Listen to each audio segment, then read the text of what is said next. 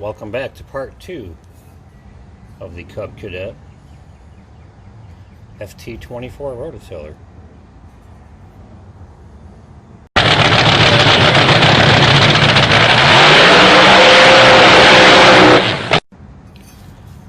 So I pulled the tines off to sharpen the leading edge on them, and what I discovered is they already have a leading edge ground on there. But, odd. Well, when you put the tines on this way and they turn like this, the leading edge is in the front. So all I gotta do is reverse the tines. And no offense to the guy that put the tines on, it's an easy mistake to make. Happens to the best of us. So now I don't have to sharpen them, even though I already did this one. And as I was sharpening it, I'm like, wait a minute, that sucker already has a nice bevel on there. So if we take those tines and put them on with the bevel towards the front, so they go like this, I'm sure it'll cut a lot better and bounce a lot less.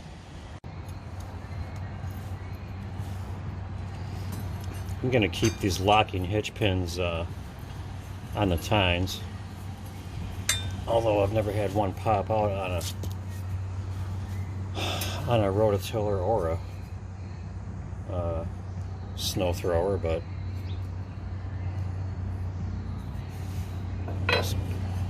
this one has two positions and they're offset so they can't interfere. Looks like I can go to here and get my full 24-inch width. So I'm going to try that. I don't think they would drill 2 extra holes in that shaft if they didn't need to.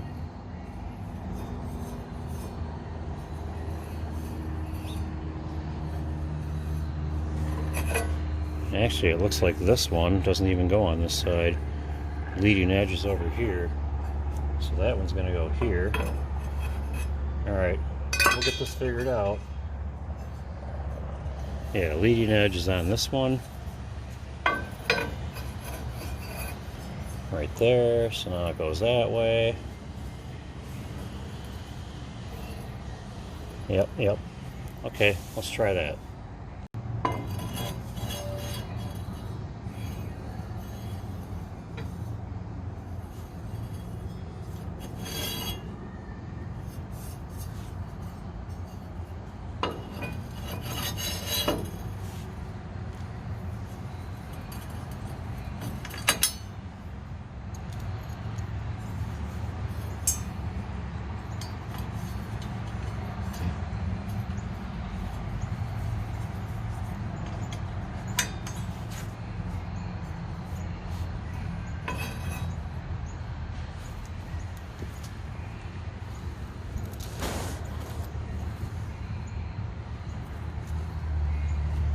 So if nothing else, it should cut the roots a little better. And I'm going to see how it performs with the tines being spaced farther out. It is advertised as a 24-inch tiller.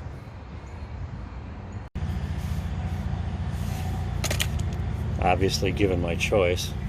I put that one on wrong.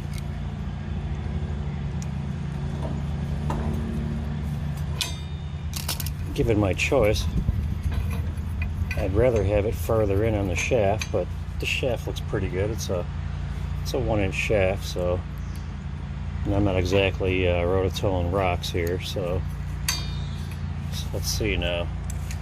See what we got. Oh, so now we have our 24 inches, where previously it was moved in about 1 inch on each side, so it would have been a 22. So now we have an actual 24 right there. Alright, El Modifico. Let's go give it a whirl. I did replace the locking hitch pin on the drag bar with a straight one, just so it's a little easier to change.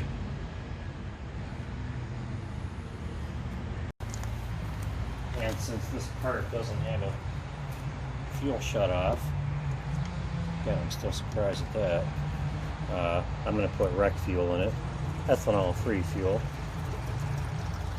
because for all I know, this gas could sit in there till next summer.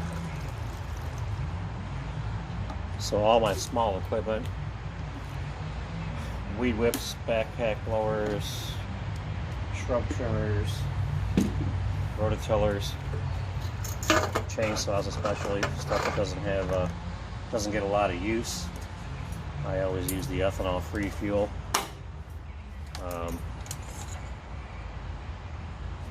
I got a chainsaw up north that had I put rec fuel in it 2.5 years ago because I put tags on everything, you know, like when the last time I used it. And this oil is almost touching the top hole. Anyway, last time I used that chainsaw was in like July of 2017. I started it up 2 weeks ago and it started on the second pull. I was noticing that even on the lowest speed, what I call the idle speed, it seems a little high. And I'm guessing this could be one of those California engines where they mandate that the lowest speed is 1,000 RPMs, which doesn't make sense to me. Maybe they think the thing's running a little hotter, it runs cleaner. Not really sure. I'm going to check it out right now.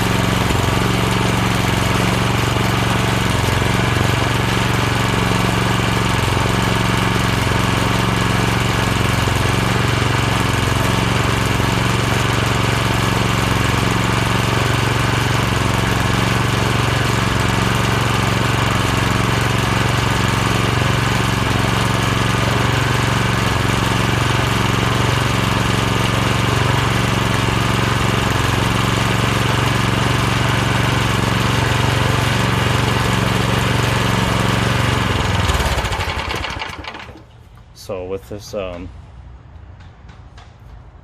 Briggs tachometer, you get to the point where the little yellow thing is bouncing the most.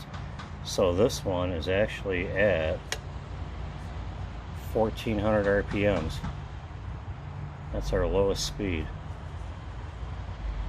There's 1,500. So there's 1,000. I dialed it down to almost 600-800. It wasn't even doing it. We'll double check that. There's our lowest speed. Choke it.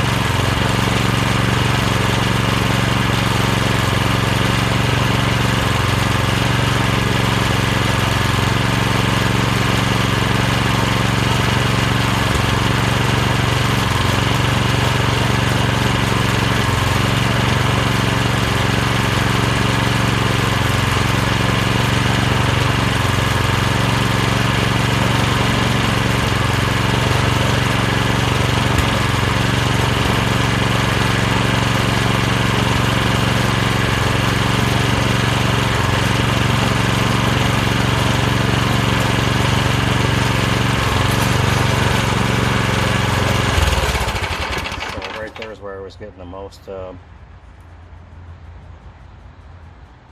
vibration, and yeah, I'm glad I double checked it.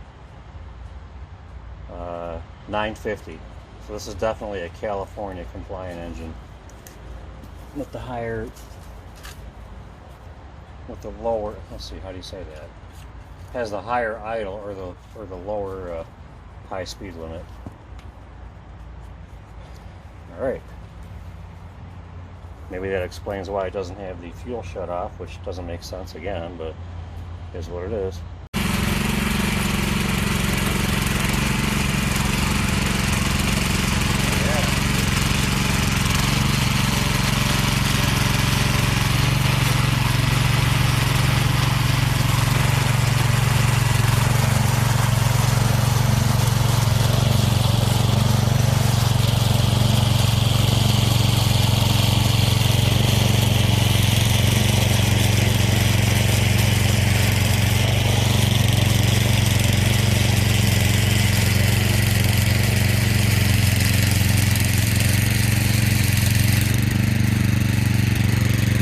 Thing works like a charm now.